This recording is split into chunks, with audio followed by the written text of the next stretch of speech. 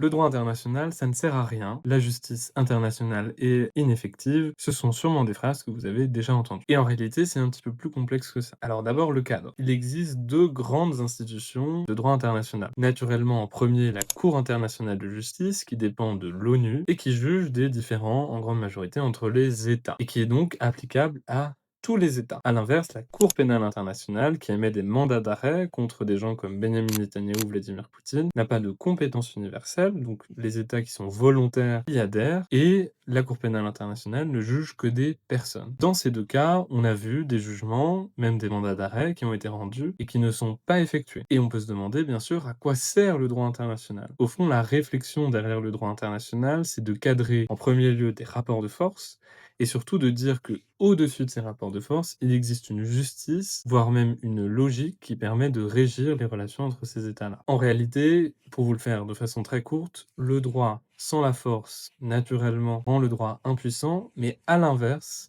la force sans le droit, ce serait le bazar absolu au niveau des États. Donc repensez-y quand vous voulez vous dire que le droit international ne sert à rien, c'est avant tout une construction d'un langage commun et qui n'est bien sûr pas fini.